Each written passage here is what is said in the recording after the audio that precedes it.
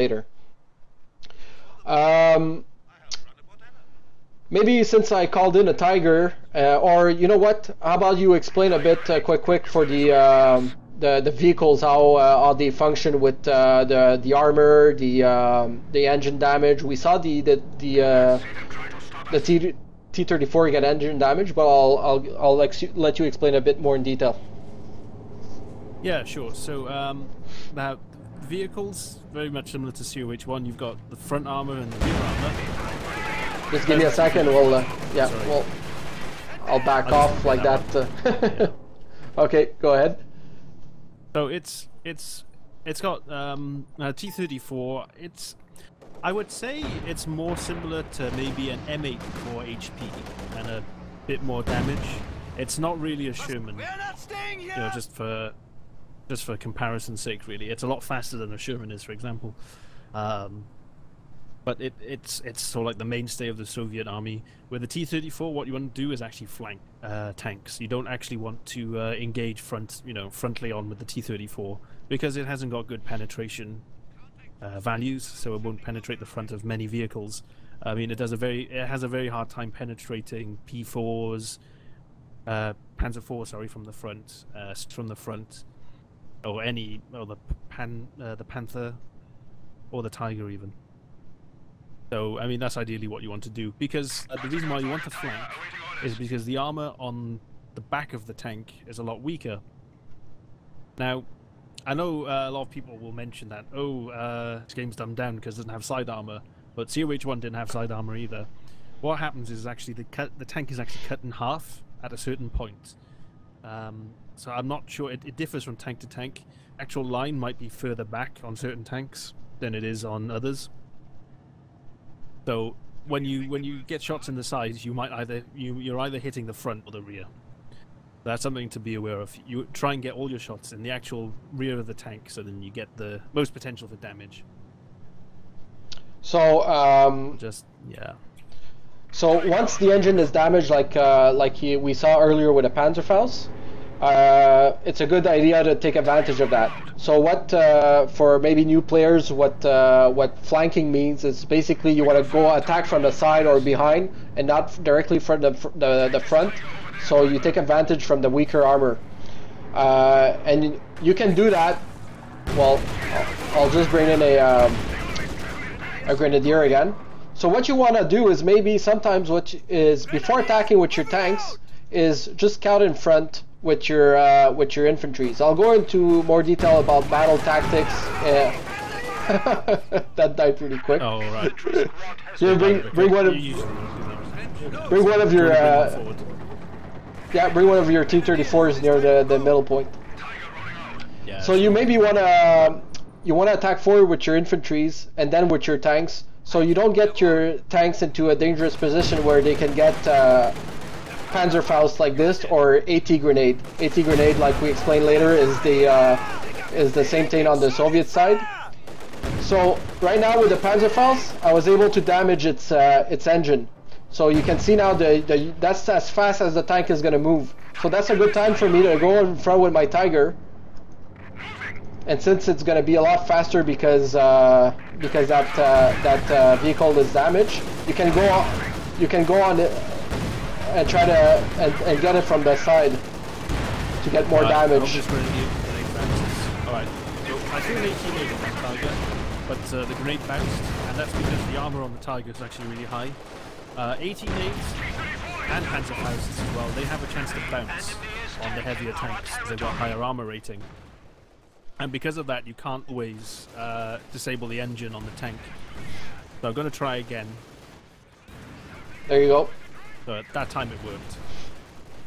So now it's slowed. You can come in then and get flank on it and try and get more damage in the rear. So you see, I'm gonna try to back off here, but I'm gonna have a hard time, which brings me to another point. I'm gonna have a hard time to back off because, first of all, you can try to block your enemy's path by using your own vehicles or infantries. Might not the best idea with the infantries because they can get squashed. But you can use your own tanks to block the retreat path of your enemy's vehicle. And as you can see here, since he was really slow to get back, he was able to go around and behind it to finish it off a lot quicker than attacking it right in front.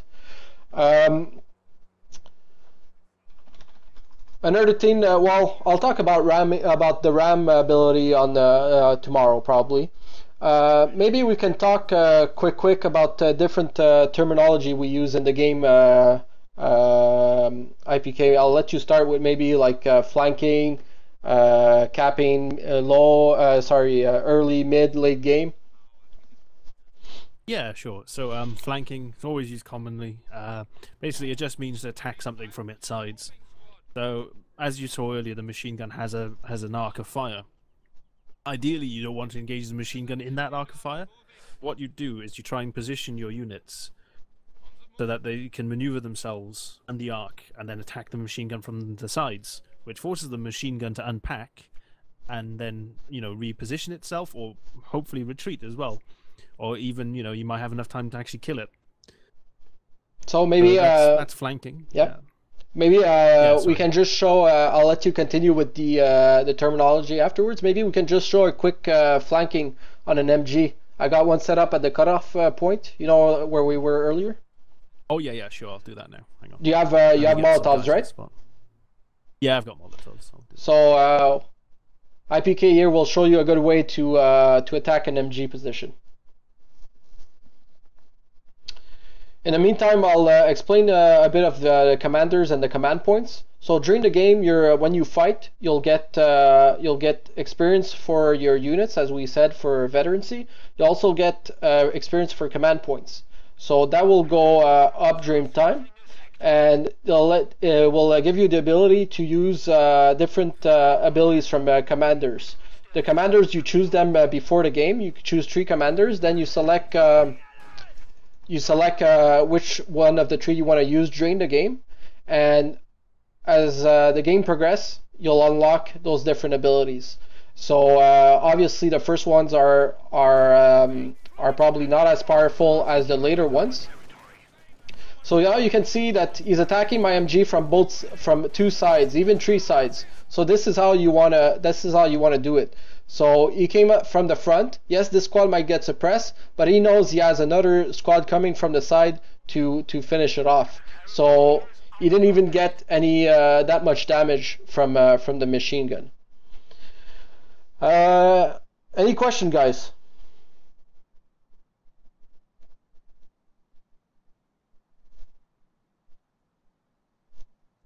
Yeah, I'll just jump in chat as well. Just have a look at some of the questions as well. I know someone asked about OPs, about are they worth building, and if you're floating manpower and say you need a vehicle and you haven't got enough fuel, then you know it might be okay to build an OP. Again, it's a risk, you know, because then you don't have as many units then if you build the OP. But it's just something you have to get a feel for, really. A lot of this game is just getting a feel for how things are. Unfortunately, you know, we can tell you, you know, as many tips as possible, but you really need to just play a lot, just get a feel for general things as well, and not to be afraid to lose. Yes, exactly. I mean, it's important to lose as well as win, because you do learn a lot from losing as well. Buildings, how do you decide which door they choose? I'll let you answer that one. All right. Yeah, okay. Do you have any units near the building, near the VP? Just the small one. I'll just show people how to do this now. It'd actually be easier if you showed it, because you know the UI. Yeah. But I'll just demonstrate now. So I'll go into this building. Right, so it's got 2 doors, one on the west and one on the east. So then I can move out of the west door if I wanted to. Oops, sorry. By selecting the squad and then just left clicking on that side. Then I'll go back into the house. I'll select the squad again, then right click to the east of the house, and they come out of the east side. And that's it. So to enter, it's going to be the shortest distance. So Yeah, if that's right. so if you want them to for some reason to enter on the east side, so you just make sure that you bring them to the east, and then bring them in. Click them to get them in, and I'll just show quick what you were doing. So if I want them to get out on the west, so that's a good idea. If you see a lot of units here and your units are low on health and you want to retreat them, so make sure you get out your units from the other side so they stop getting fired at, and now you can retreat like this. Another question: did they talk about the frag bombs that come from the direction of the player's HQ? So okay, so we have this ability here, fragmentation bomb. So those abilities like the strafing run, or maybe not the strafing run, those will do multiple passes. But for example, the let's try to get some a hit on some of your T-34s here. Where are they? In the middle still? Yeah, sure. I'll move some up now to the VP. Okay. So I'll use the fragmentation bomb on his T-34s. So one thing that the fragmentation bomb will do to the tanks, and also what that's another mechanic in the game, is your tanks can get shocked. The crew can get shocked, so they'll stop moving. Or for example, you see that lightning icon here is because the tank got shocked, and so it won't move for a couple of seconds. So that's a good thing to use with, let's say you're going to do an attack with some other tanks. It's a good thing to use that so they stop moving. Your enemy's tank can't move for a few seconds, and then you bring in your own tanks and flank them and hit them from the side and behind. Now, what we were also showing with this ability is when you call it in, it comes from the side of where your home base is. So I called it in, and the plane came from the west because that's where my base is, and goes towards where I called it. Any more questions? Thought there was another one I saw. Yeah, I know some. There's a Festive Long John's asked that we should cover all the abilities, and I think that's probably something another time. I think it'll take a long time to cover all of them. Yes. Well, for all of you that might not know or that just joined in, I'm doing this again tomorrow. I'm going to cover Soviet play with Siberian, and I'm going to cover Oshtir play specifically on Friday, same time. Sure, Major, what's your question? Go ahead. And I was supposed to do a game versus someone from the community today, but this went a bit longer than I thought, unless maybe IPK, I don't know if you're up to it, but this took a bit longer than I thought, and my throat is dead. Just a second. Yeah, no, that's fair enough. Major has a question. The Austrian commander can build trenches. How do you decide which direction MG faces? I actually don't have that commander. I'll let IPK answer that one. I don't know if you know the answer to that. All right, facing MGs and buildings. Now, I'm actually not sure how to do that myself. I've not run into too many people that can do it. Something I've not actually learned how to do myself, I'm afraid. I'm sure there's some people that can do it. Actually, have I got a machine gun? No, I haven't got a machine gun. But I believe it's if you select the unit, I believe you can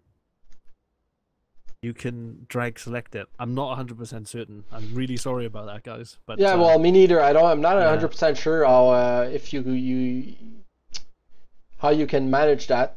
But that's a good question though, for especially the trenches, because if you build a trench, you wanna make sure you you put your MG in the right direction. Yeah, I've seen a few players able to do it, and I just forgot to ask them.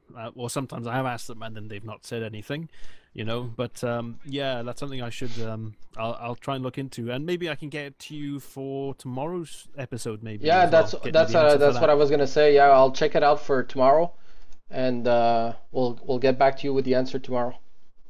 Yeah, because really sorry about that. Yeah, that's I've seen some people able to face the MGs in buildings, so. That's something to look into. You know, you always get asked these questions. They're always good because, you know... Yeah, everybody learns. More yourself as well. Yeah. One thing I'll talk about quick is